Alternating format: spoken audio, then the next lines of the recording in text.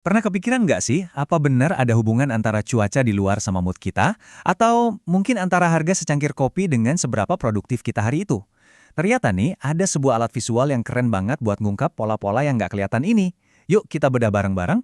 Oke, kita mulai dari pertanyaan yang kayaknya semua orang pernah tanyakan. Apa iya, kalau kita belajar lebih lama, nilai ujian kita pasti bakal lebih bagus? Maksudnya, kalau saya belajar 10 jam, nilai saya dijamin lebih tinggi dari teman yang cuma belajar 5 jam.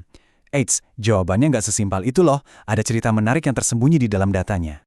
Nah, buat ngebaca cerita yang tersembunyi tadi, kita butuh alat khusus.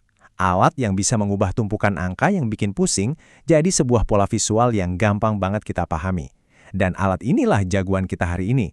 Diagram pencar, atau yang sering disebut scatter plot.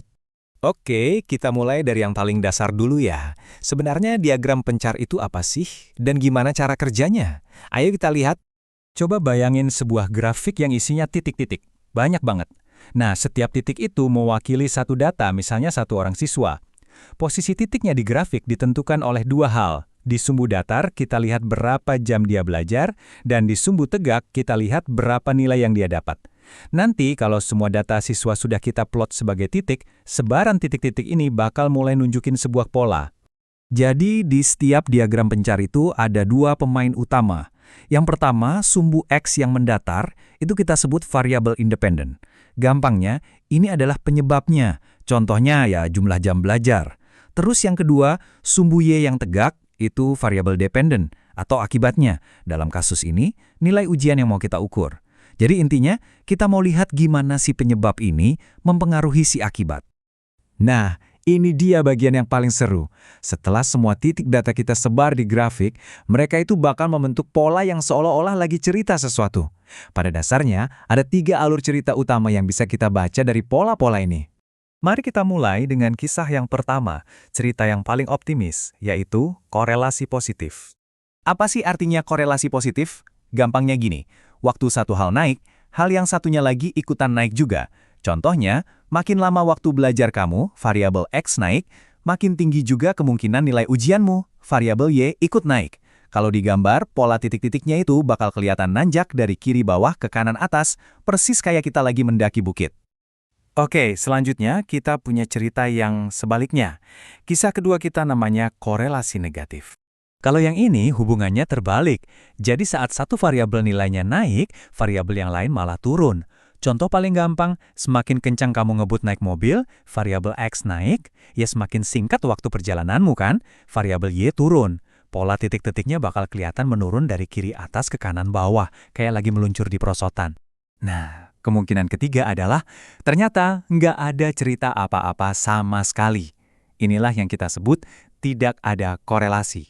Kadang-kadang, dua hal itu emang nggak ada hubungannya sama sekali. Titik-titiknya bakal nyebar acak di seluruh grafik, nggak ada pola yang jelas, kayak taburan meses di atas roti. Nah, kalau udah begini, tahu nilai variabel X sama sekali nggak akan bantu kita buat nebak nilai variabel Y. Tapi ceritanya nggak berhenti di situ aja. Selain kita lihat arah hubungannya, naik atau turun, kita juga perlu tahu seberapa kuat si hubungan itu. Dan hati-hati, kadang ada plot twist alias kejutan yang sembunyi di dalam data. Kuncinya gampang. Coba deh perhatiin seberapa rapat titik-titik datanya ngumpul. Kalau mereka ngumpul rapat banget, ngebentuk barisan yang hampir lurus, itu artinya korelasinya kuat. Tapi kalau titik-titiknya lebih menyebar, walaupun masih kelihatan arahnya, itu artinya korelasinya lemah. Intinya, makin rapat, makin kuat prediksinya. Sekarang, coba bayangin. Sebagian besar data membentuk pola yang rapi dan bagus. Tapi ada 1 atau 2 titik yang posisinya bandel, jauh banget dari teman-temannya yang lain. Kira-kira apa ya artinya titik data yang aneh ini? Nah, titik data yang bandel ini punya nama resmi loh. Namanya outlier atau pencilan. Outlier ini ibarat plot twist dalam cerita data kita. Dia ini sebuah anomali yang bisa jadi sangat penting atau malah cuma gangguan aja. Biasanya sih outlier ini muncul karena 2 hal. Pertama, ya human error, salah input data atau salah ukur, bisa kejadian kan? Kedua, karena memang ada sebuah kejadian yang super khusus atau kondisi unik yang bikin data itu benar-benar beda dari yang lain. Makanya penting banget untuk kita selidiki dulu penyebabnya sebelum kita putuskan mau diapakan outlier ini. Oke, cukup teorinya. Sekarang, yuk kita lihat gimana konsep ini benar-benar kejadian di dunia nyata. Anda pasti kaget, ternyata pola-pola ini ada di sekitar kita setiap hari. Contohnya banyak banget dan gampang ditemuin. Misalnya, cuaca makin panas, penjualan es krim biasanya makin laris. Itu korelasi positif. Sebaliknya, semakin tinggi kita mendaki gunung, tekanan udaranya makin rendah. Itu jelas korelasi negatif. Pola-pola kayak gini tuh ada di mana-mana kalau kita perhatuin. Sekarang, saya punya pertanyaan yang agak konyol nih. Coba pikirin, kira-kira ada nggak sih hubungan antara ukuran sepatu seseorang dengan skor IQ-nya? Jawabannya, tentu saja enggak. Kalau kita coba petakan datanya, titik-titiknya bakal menyebar acak tanpa pola sama sekali. Nah, ini adalah contoh sempurna dari tidak ada korelasi. Ukuran sepatu seseorang sama sekali nggak ada urusannya dengan seberapa pinter orang itu. Nah, ini membawa kita ke poin yang paling penting. Korelasi itu bukan berarti sebab akibat. Cuma karena dua hal kelihatannya bergerak barengan, bukan berarti yang satu menyebabkan yang lain. Contoh paling klasiknya, penjualan es krim dan tingkat kejahatan itu sama-sama naik di musim panas.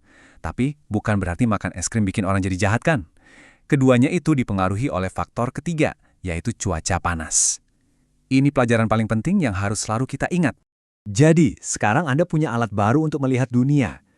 Lain kali kalau Anda melihat dua hal yang kayaknya berhubungan, coba deh tanya ke diri sendiri.